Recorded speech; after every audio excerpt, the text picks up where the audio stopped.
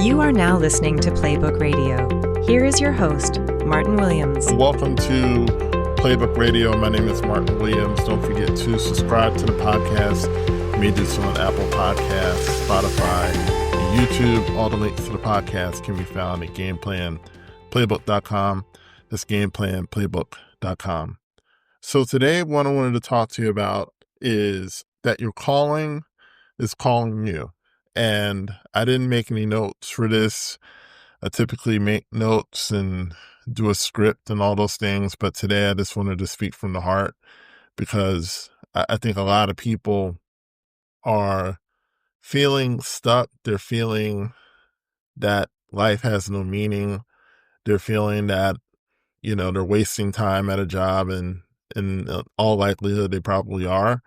They feel like this is not what I'm here to do. It's not what I envision myself doing.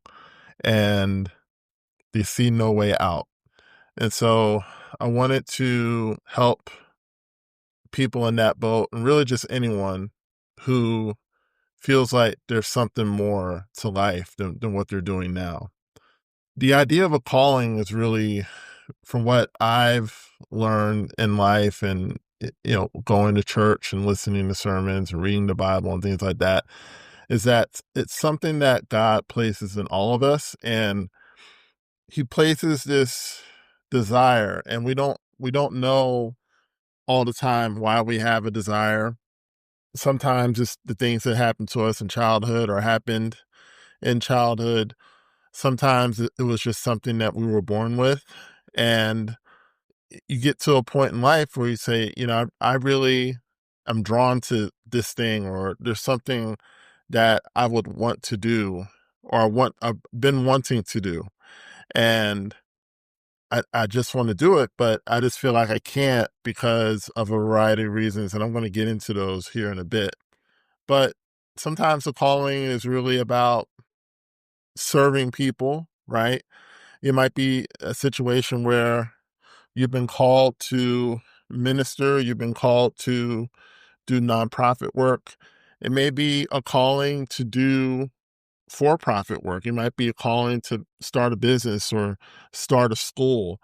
Whatever the case may be, it's something that's been calling you for a long time, and you've been thinking about it for a long time, but maybe you don't know how to do it. You don't know where to start.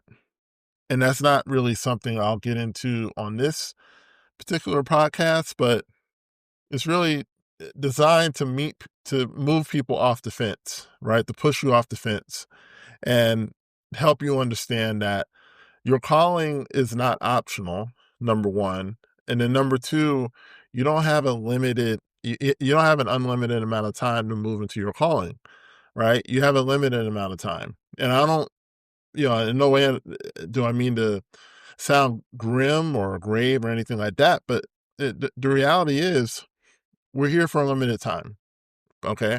So you don't have an unlimited amount of time to do what you've been put here to do. So the first step is to figure out what that is, right? Some people don't know what it is. And, it takes quiet time. It takes getting by yourself, especially if you're young and you don't have a whole lot of responsibilities yet. It might be a good idea to go away for a weekend and really just be alone with your thoughts and be alone to really tune into what you're here to do. I think the sooner you find that out, the more fulfilling life is. If you're a little bit older and don't know it, the same thing applies.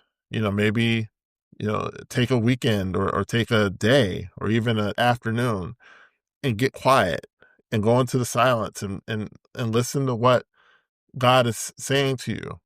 Because, your calling, it isn't just about you, it's about other people. And I would go a step further and say that it's more about other people than it is about you.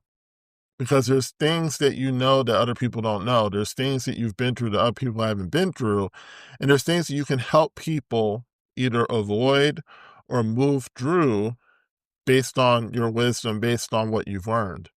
But when we keep this wisdom bottled up and we keep those experiences bottled up, and when we hide and don't share, then those people suffer. We suffer, but those people suffer even more. And I think part of the reason that people hide is that they have a fear of rejection or a fear of failure. And they feel like, well, who am I to go on YouTube and record a video, or who am I to record a podcast? And I was like that for a while. I remember when I did my first full-fledged YouTube video, someone left a nasty comment on my on my YouTube. And my initial inclination was to fire back, because I don't have an issue being mean and being nasty. I certainly can do that, but I just felt like, that's not really, it's not a godly thing to do, for one. And for two, what does it produce? How is it productive? This person who I will never meet in life, nor do I want to expend energy to try to track down this person. Why do they matter? And the reality is they don't matter, right? But some of that is why people don't want to go public with whatever message they have.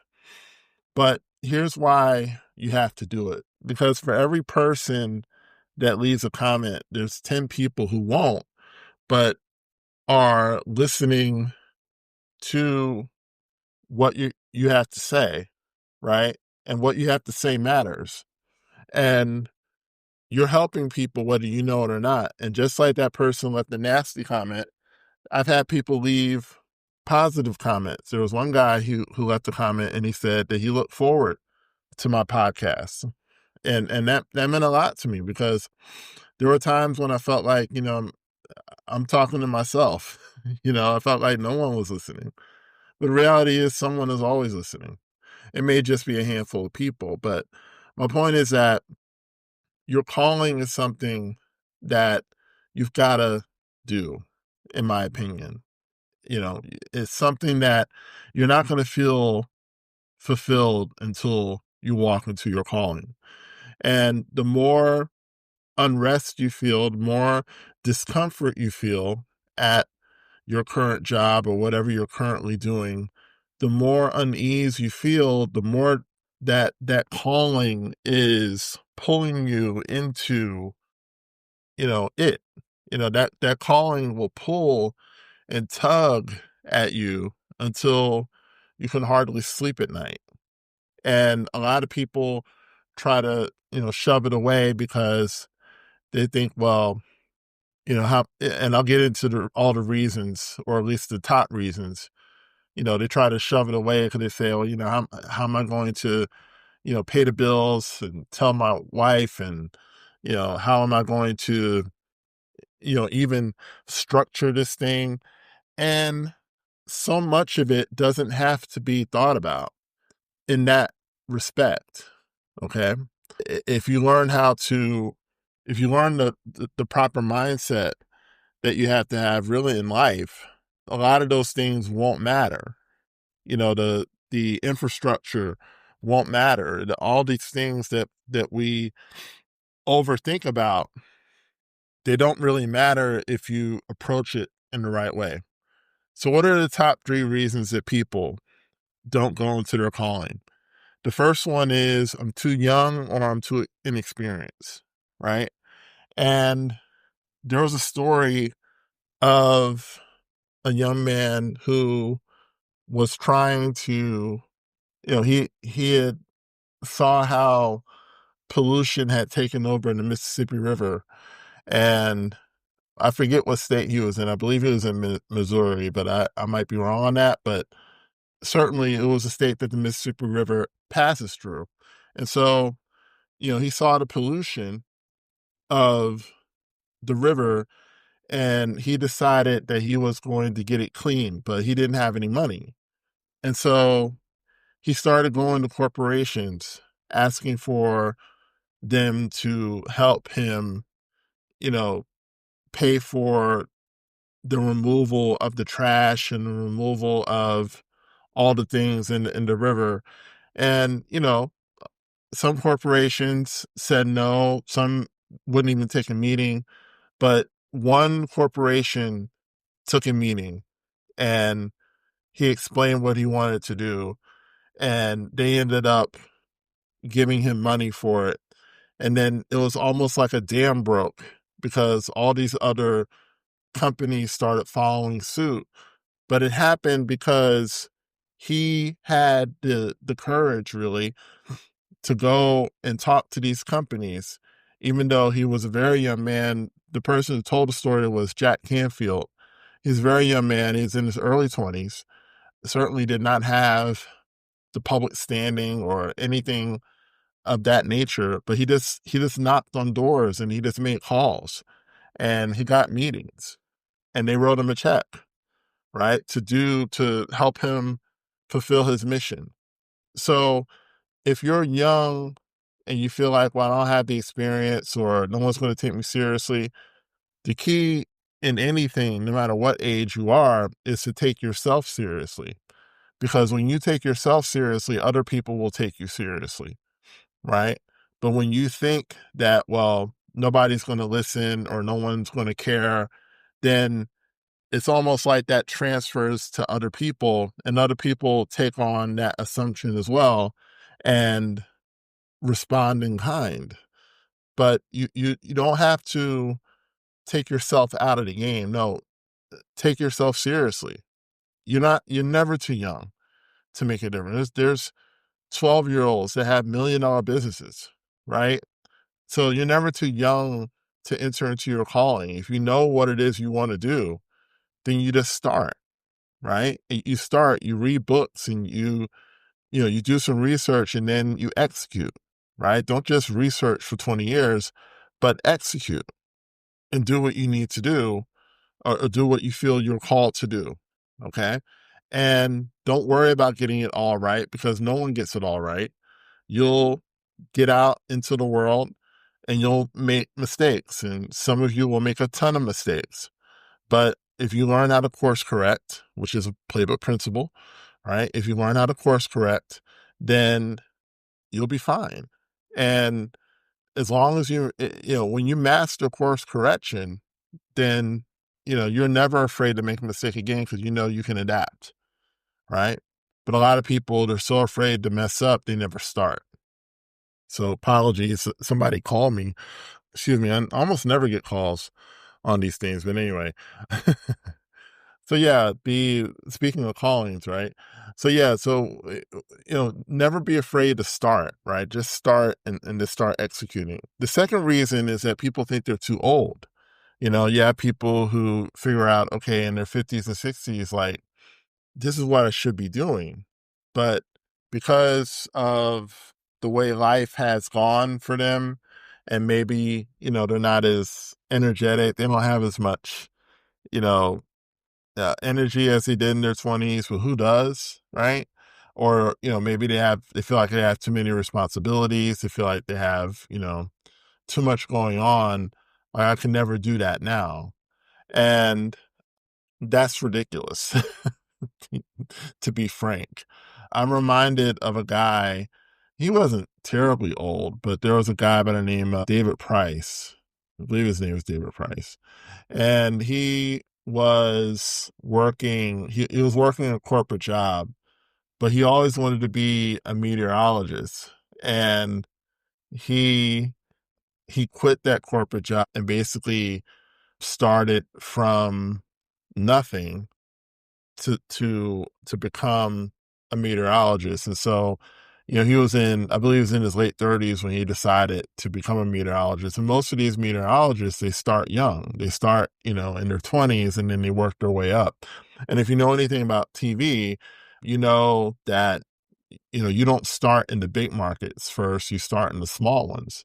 And so he worked his way up from small markets doing meteorology, being a weather person. And then he made it to New York, right? He made it to CBS New York and ultimately made it to the national morning show, which is just an outstanding story. And hopefully they make a movie about it one day.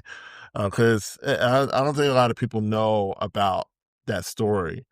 But honestly, there's stories like that all around if you just research, late bloomers, people who decide, in their 40s and 50s and maybe even 60s that, this is something that's been burning in my heart for a long time, and I'm just going to go for it, right? And for some older people, the idea of starting at the bottom is daunting. For others, the idea of trying to figure out how to make money doing something that you've never done before, or maybe you've never done for yourself before, is also daunting. And the idea of having to tell the people that are depending on them that they're going to quit a job, and in many cases, a good job, to basically start at the bottom again, is not a conversation that everybody wants to have.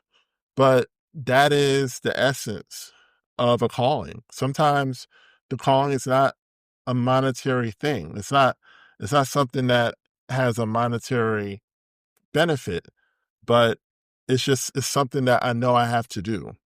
It's something that I know I've gotta do before my time is up. And so, and a lot of times, it's not even about you. It's not even about the thing itself. Sometimes it's about the story. How many people did that guy, the meteorologist, you know, inspire to chase their dreams once they heard the story? When you hear stories about Colonel Sanders, he started in his 60s.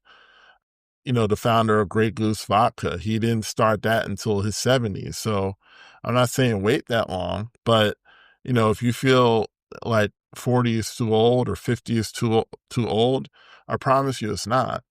But if you start now, right, that's the key. You got to start now to maximize your calling, to maximize your impact.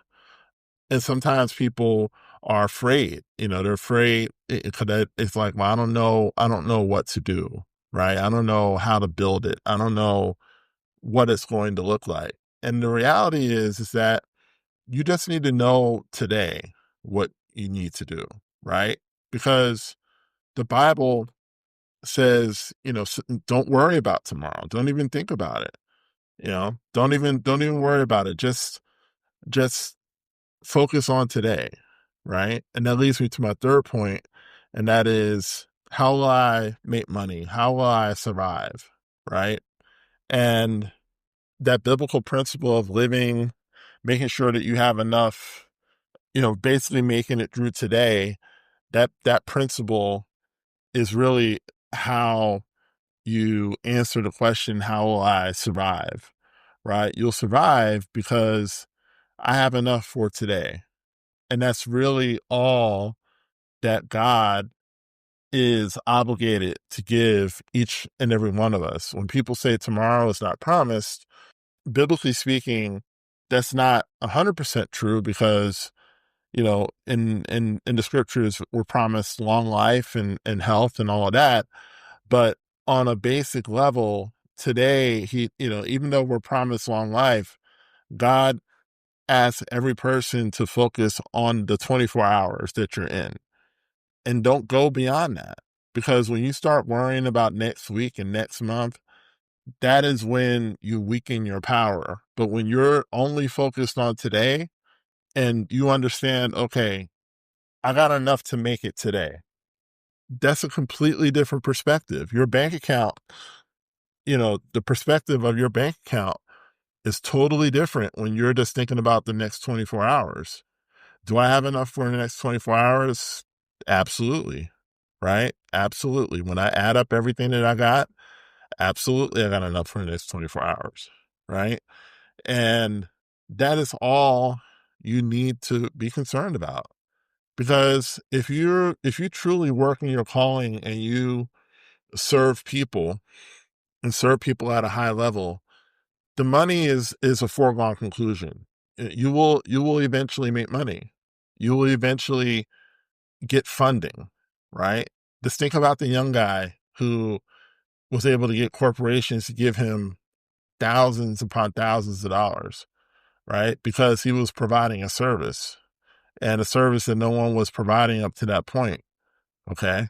And so it's never about, well, I don't have enough money to do that. And that's a go-to excuse, especially for men who are the breadwinners, who are the main providers of the house. The go-to excuse for a lot of men is that, well, how am I going to pay the bills? How am I going to provide for my family?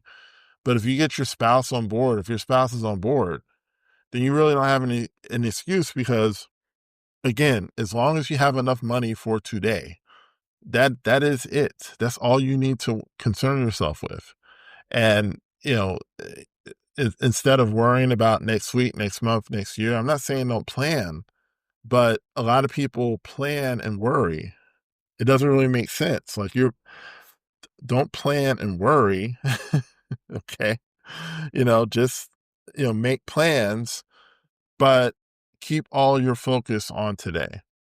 And that is how you answer how will I survive? How will I provide for myself, provide for my family? You know what to do. You'll be able to provide for them just fine, because you've been doing it this whole time. It's just, you've been getting that check for someone else, but now you're going to create it for yourself, and you'll be able to do what you need to do when you need to do it for your family. Just have that knowing and have that trust in yourself, and you'll be able to make it happen. Right. But your calling is calling you. And I just want people to understand that this is not optional. Like, this is something that you've got to make happen for yourself, and got to make happen for others. Because there are people who need to hear from you. There are people who want to hear from you. Right. And don't worry about the nasty people who will leave nasty comments, because they're not the audience. The audience is the people who want to hear from you. Right. And you will find that, this concept of 1,000 fans. You'll find your 1,000 people, and those 1,000 people, if you share, if you talk about your mission and talk about what matters to you, and why, why you're doing it, and talk about your calling, you will find your 1,000 people. I promise you that. If you never stop, you will find them. Okay. And they will find you. And those 1,000 people will underwrite whatever it is that you're doing. Okay. They will buy the courses. They will go to the events. They will go to the webinars. They will go to the lives. You don't have to worry about it. Right. Your job is to show up, sell again, and serve. Don't even so much focus on selling. Just focus on serving. And in that way, people will show up. So I just wanted to get that off my chest, and hopefully it resonates with you. And thank you for listening. My name is Martin Williams. Don't forget to like, comment, subscribe, and share, and I'll talk to you soon. Thank you for listening to Playbook Radio. If this episode helped you, please share it with family and friends. For more about Playbook strategies, please go to GameplanPlaybook.com.